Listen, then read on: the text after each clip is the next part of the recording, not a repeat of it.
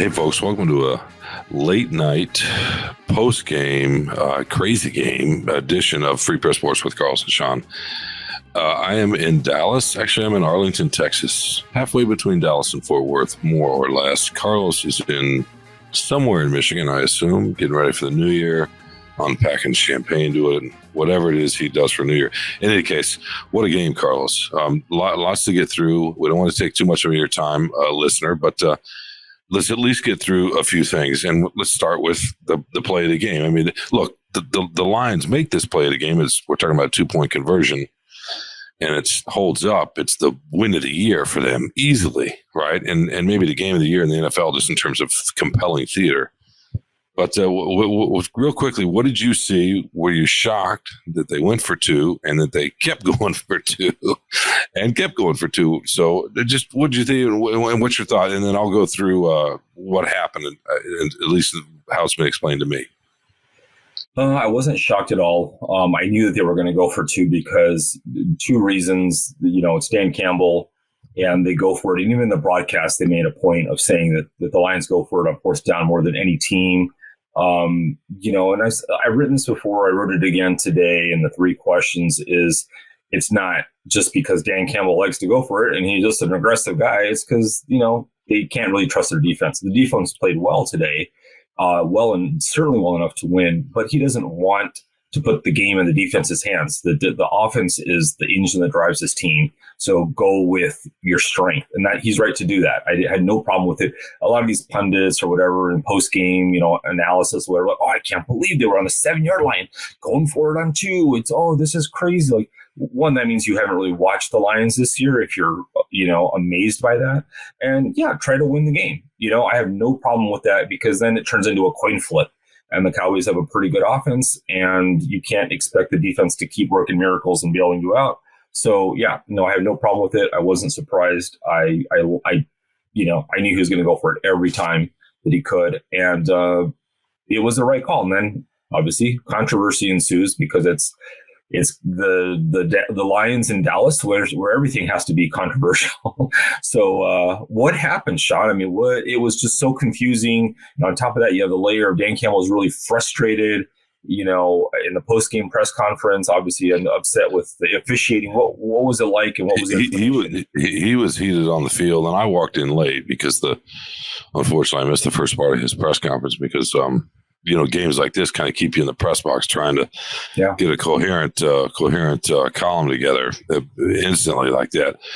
And when I got there, he was really, really frustrated. He was heated on the field afterwards when he got an explanation from the refs. So he did explain that he went through everything before the game. Everybody was supposed to do certain things in case this came up. And another interesting thing, first of all, when they got the ball back, and they were down by 7, 20-13, I want to say.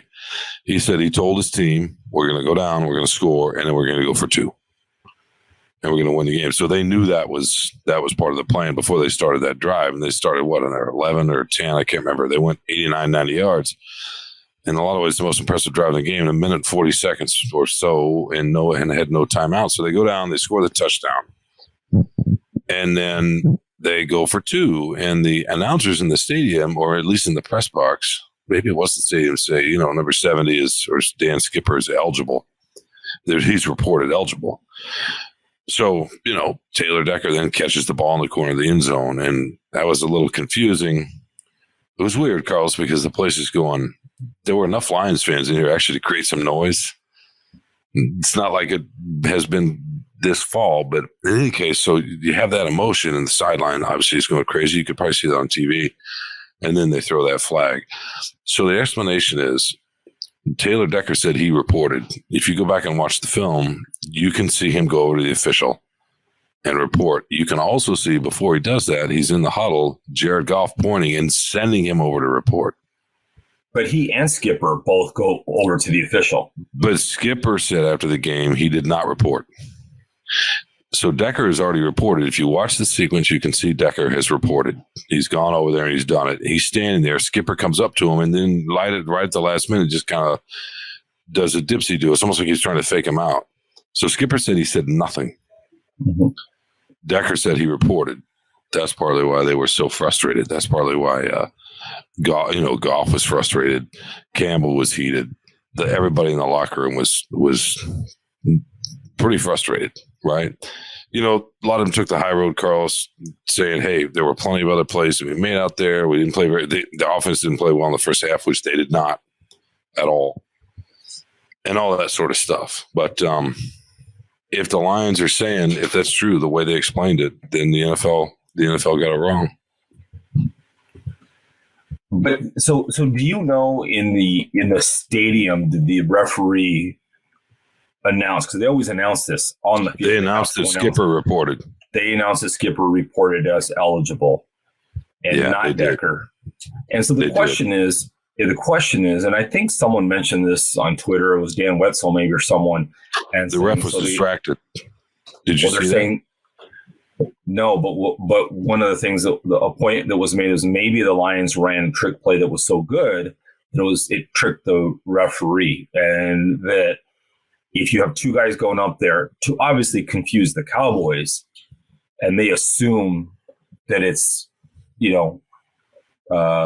Skipper who's reporting eligible, but it's actually Decker. Are the Lions trying to win this on a technicality of no? Decker was eligible, in fact, the whole time, and the referees just announced the wrong. Is it on the Lions to tell the referees, no, it's 68 who's eligible, not 70, or they're happy that the refs got it wrong, so that the Cowboys think we got to make sure we're covering Skipper. That I don't know. It's not going to catch the ball. The two can't report, so that was the referee's explanation, was that two can't report.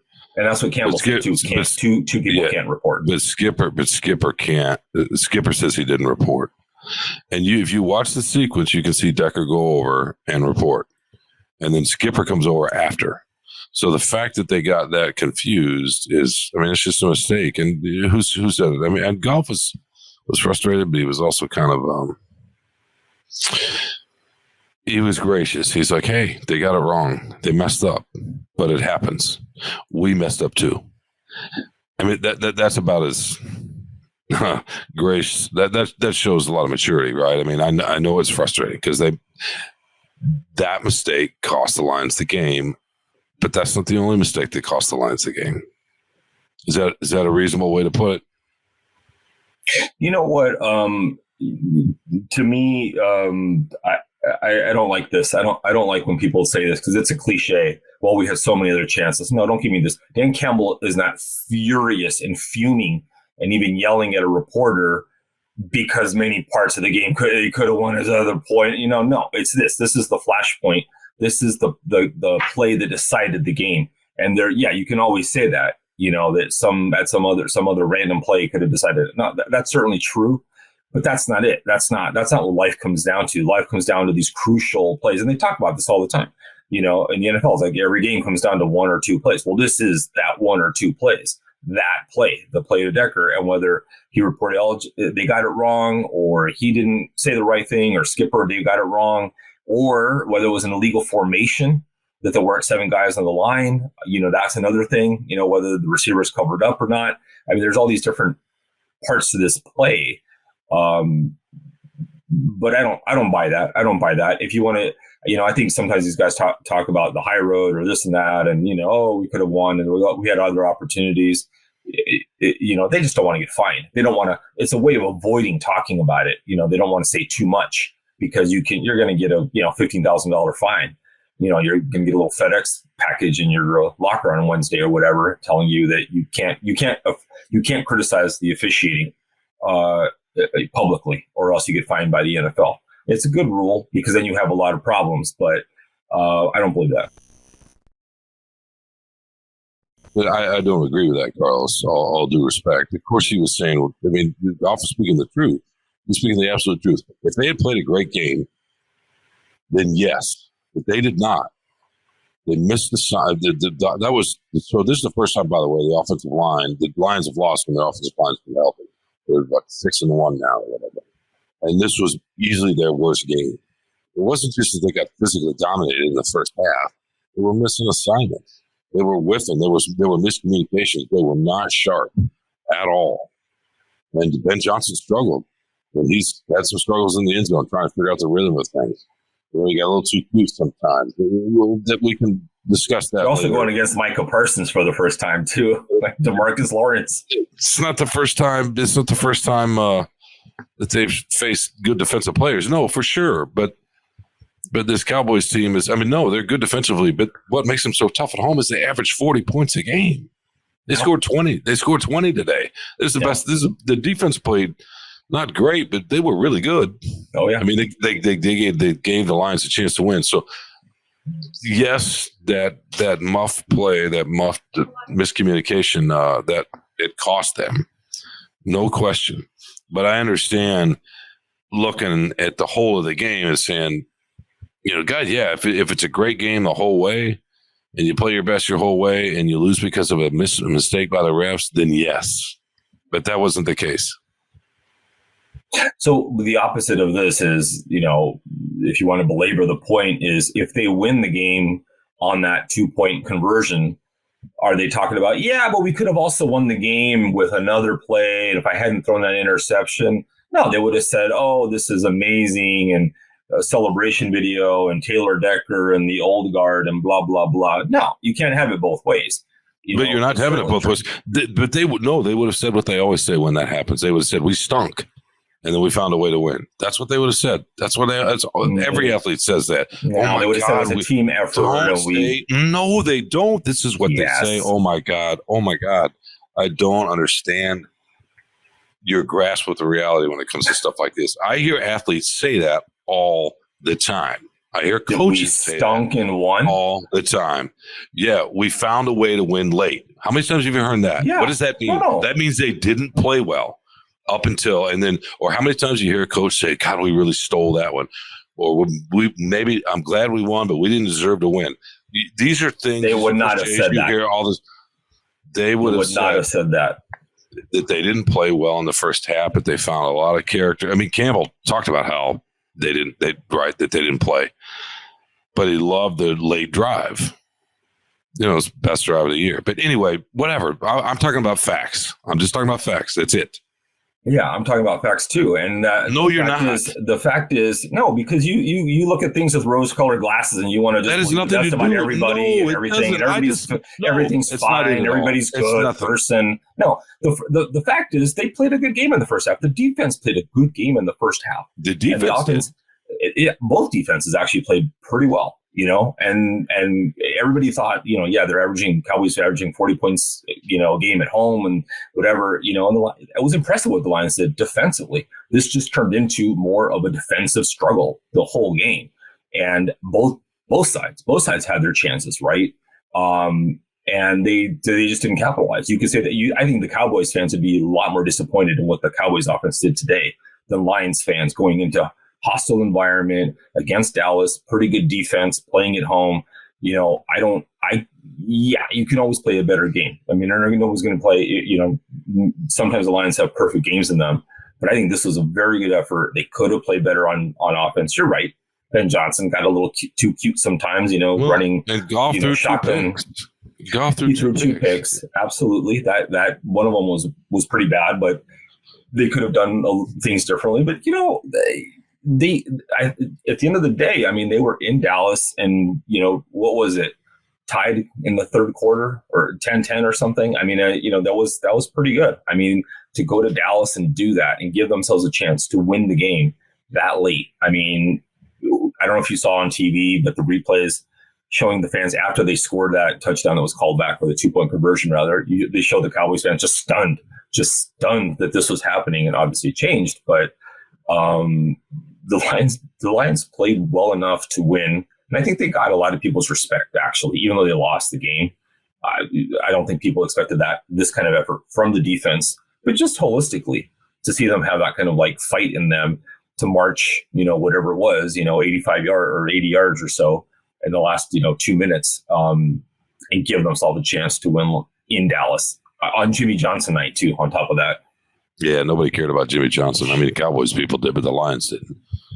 But it was an impressive performance in a lot of ways late.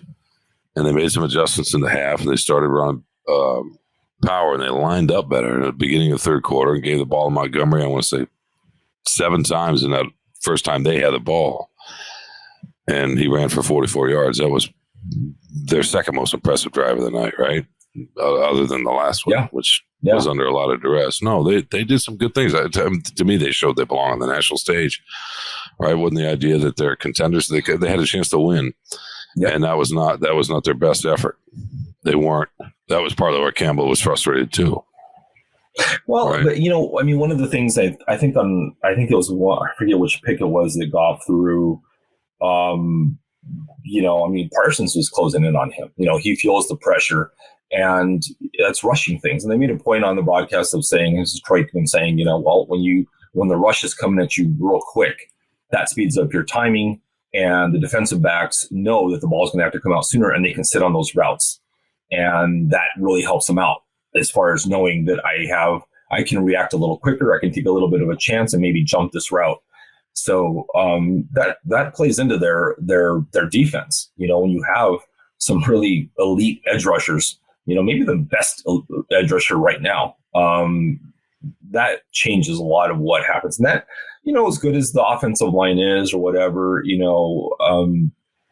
it's tough. It's going to be tough when you're playing on the road against a really good defensive line. And they're also going to, I think they went after Graham Glasgow a lot. They did. Weakest part of the offensive line. It's smart. And that's the problem with the offensive line. Once you have 5 all pros, someone's going to, have a weak point on the wall that you're going to attack. It's only natural, but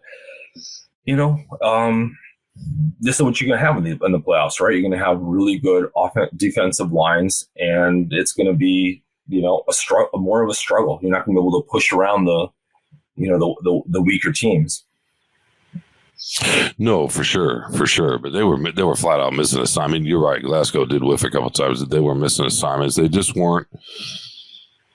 They weren't quite there. And of course, Dallas is going to slow them up. But Dallas is not a dominant defense. They got a couple of really good guys up front for sure, but they're not a dominant defense. Speaking of edge rushers, Aiden Hutchinson was this is probably his best game in a while. He had 3 sacks. He destroyed at least 2 drives by himself. I mean, he was relentless. That's a great game. Yeah, that's a good sign for him going forward. I mean, Melifonwu, if you have to, I'm sorry, I mispronounced his name. Melifonwu had another interception.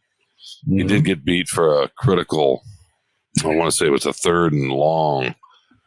Dak Prescott dropped a sort of teardropped one in right over the shoulder. It was a great catch and a great throw. Sometimes that just happens, but no, all in all, it was. I mean, I think a lot of Lions fans are worried they might get blown out tonight, right? Because that's what the Cowboys have done to a lot of teams. In a lot of ways, that was impressive. And give them credit for, they struggle against mobile quarterbacks, and Prescott, even though he bought a little time here and there, they didn't let him have his way. He didn't just escape and run wild and whatever. They contained him pretty well. They blitzed again, they had to rely on the blitz more and yet again to bring pressure, but they did a pretty good job of it. They should have got a safety if Derek Barnes, had been able to get to him. Well, he did get to him. It was weird. He missed. He just whiffed. He just whiffed. Yeah, you don't see that very. And part of me wondered if that was him starting to pretzel himself up in his head about hitting him and taking a personal foul. Who knows? Maybe. It's that was a weird one. That was a strange play. But they give them credit. They really did what they needed to do, and they stopped the run game and forced them to kind of be more one-dimensional, having to pass. And it was a good game plan. They executed well. Hutchinson had a good game. Tyron Smith is older, so that probably helped him go a little slower, getting around him with the spin moves. But I was impressed with the defense. It was a tall order to go to Dallas and stop that offense, and they did it for the most part. So gave the offense plenty of gave them a chance to win a game that they very well could have won. So, and had one for 2 seconds, right, or maybe 15 seconds. And that's what I wrote in my first column was that it's a reminder that they're, I know it's a tough loss, but they belong here. Maybe nobody's beaten San Francisco or Baltimore in the AFC. Maybe those are your Super Bowl teams. I don't know, but they belong, right? Does this mean with just about everybody else? So when you say they belong, do you mean that they have a chance to win a Super Bowl? They're as good as anybody. They can. No, I think they can go to Philly. I think they can go to Philly and compete. They just show they can come here and compete. Can they go to San Francisco and compete on the grass and the outdoors against an even better defense than what they face today? I don't know. That might end up like that sounds like a no. That sounds like a no to me. But I think 30 other teams or 29 other teams, I guess. Yeah.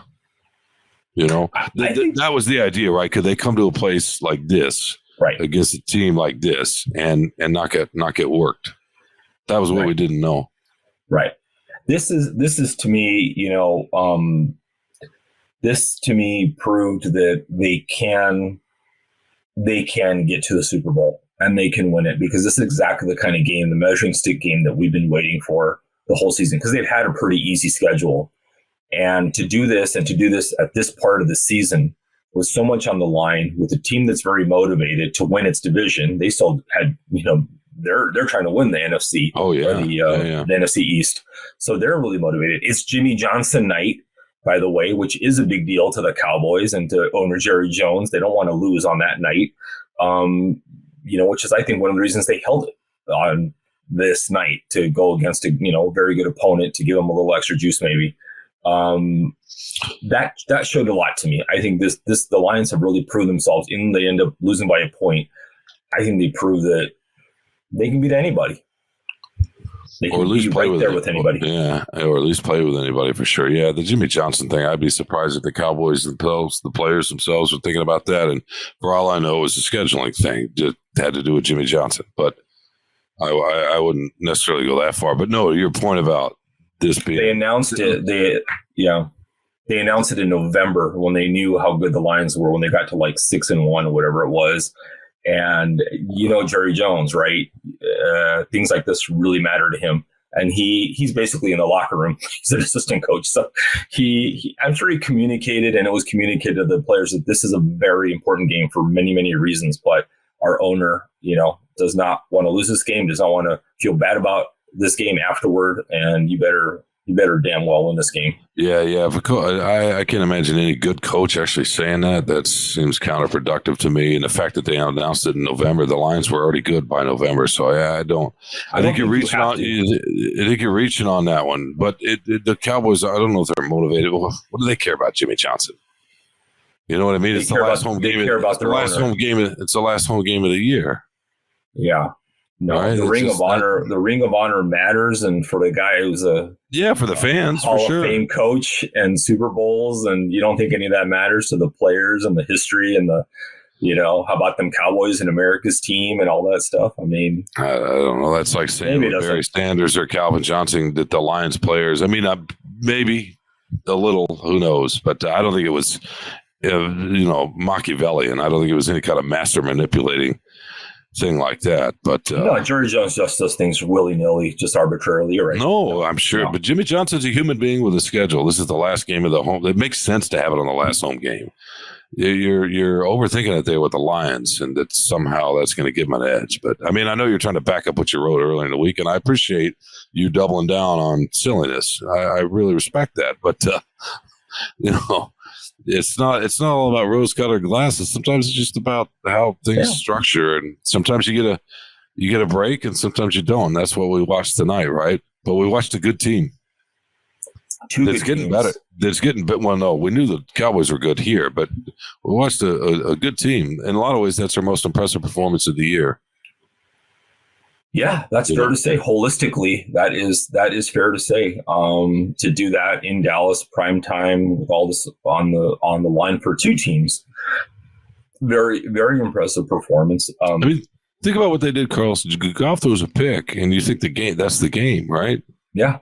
And they go out and force a field goal and give themselves a chance, and then go down the field. That's some heady stuff, isn't it? That's what you need to do, and that's how you. That's how you win playoff games and win championships, whatever, is give yourself a chance, make some plays on both sides. The defense gets the ball back for you, or forces a punt or a field goal, whatever it is, and it gives your offense a chance. Absolutely. And I think that's what's encouraging about this. I mean, this time there's a, kind of a weird play, whatever that happens, controversial thing, and it doesn't work out for them. I hope that do you think the Lions fans, I haven't looked too much on Twitter, but is it going to be, yeah, it already is. SOL. Yeah, no. Refs, well, just like I haven't Anthony Hitchens. I haven't seen the SOL. But let's just say a Hall of Fame, a Hall of Fame Lion texted some folks in the press box and was talking about the ghosts of this stadium. Yeah, you know what I mean. So some of the former players are feeling it too. Yeah, I haven't heard the SOL as much as they're out to get him. But Campbell was also, I mean, he was heated for sure, but he was also heated. He specifically said he laid out how it was supposed to go before the game if they ran that play right where they were gonna do that. Mm-hmm. So maybe Skipper had no business even being over there. You know what I mean? And I think that's partly what. Here's, I'll finish with this. I want to hear what you think about this. I think Campbell actually thinks he might be good enough to, with the right matchup, with the right break. You know how these NFL games are. You know how these playoffs go. The turnover here, whatever, a couple plays here or there in the playoffs, and you can get on a roll. We've seen it, haven't we? We've seen good teams all of a sudden end up in the Super Bowl. And he knows that's a possibility, but you got to be focused in every way, and you got to be as disciplined as you can possibly be. And you can't beat yourself too many times, and that was part of his frustration too. That's because he knows what's at stake. He knows what's possible. I'm curious what you think about that idea, because he was almost kind of berating his guys in a way for like, I went through this before the game. I don't know. I mean, the frustration is that he doesn't want to say too much because he doesn't want to get fined. He doesn't want to criticize the officials. He doesn't, it's hard to read him. And then on top of that, you have the veil of anger and frustration, and he doesn't want to, it's hard. Like, maybe he'll have his press conference on Monday and maybe he'll be willing to go over it more in a calmer way. But it's confusing. It's confusing, and try to get answers out of him. I don't know. I mean, I don't know I don't know how to answer that because he's not saying a lot. But if he feels that it appears that he feels as though he was in the right, as though he went through all these different scenarios of trick plays or whatever it is, conversion, 2-point conversion. I don't know what he goes over with the refs. But if he felt he laid it out, and here comes one of the plays that he specifically laid out to them, and that in this case, our offense, Decker will report as eligible, and they got it wrong. They reported Skipper as eligible. I don't know. I wish he would go into detail about that.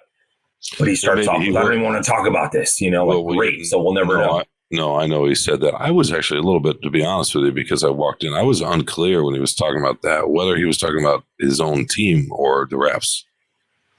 Like when they were going over a few things, was he saying, okay, I want this guy's going to be here, this guy's going to be here, this guy's going to go say this and this.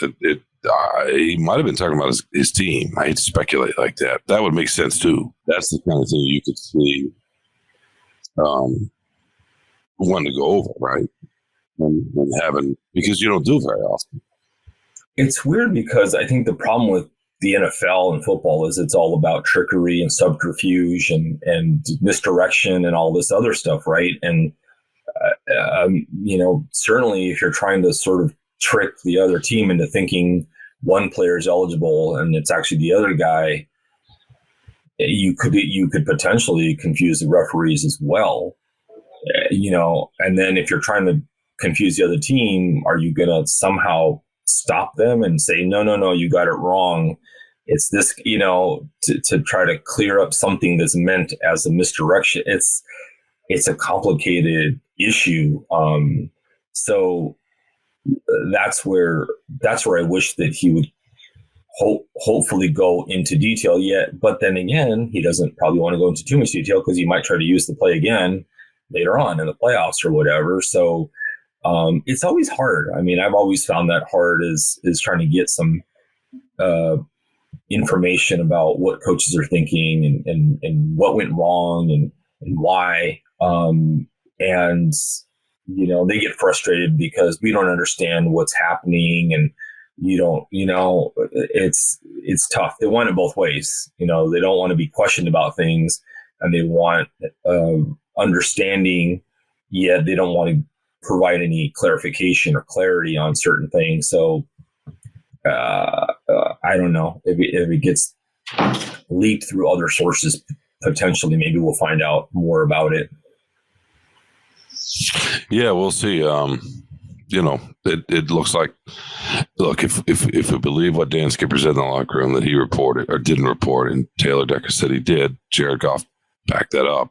Although I don't know that Goff heard it, but Goff clearly sent him over there. Then they made a mistake, and that's a tough way to lose. There's no question. But taking a step back, all the other stuff we've talked about, they belong here. This team is, the fight they show. Campbell loves to talk about grit and character, but that's what he's talking about. When he says grit, that's what he's talking about. Going 80 yards in a minute and 40 seconds with no timeouts and tying it up. I know they didn't tie it technically, so they didn't get the extra point, but that's what he's talking about. And the fact that here we are almost on even New Year's Eve, or maybe it is New Year's Eve technically back in Michigan. It's probably New Year's Eve here in Texas now too. But yeah, it's impressive, Carlos. I mean, it really is. At some point, though, I'll be curious to see how long this grace period is, because they're showing now, like you said, they might be good enough, and so fans are going to want more, aren't they? And Campbell's going to want more. The Campbell's going to want more, and he's going to say, "Hey, we're not going to accept missing an assignment, missing a block." Now, there was a play where Decker and Sewell were lined up next to each other, and they totally messed it up. Right. Not because they got out muscled, but because there was a miscommunication. Those are the kind of things that drive a coach crazy, right? Because they understand what's at stake.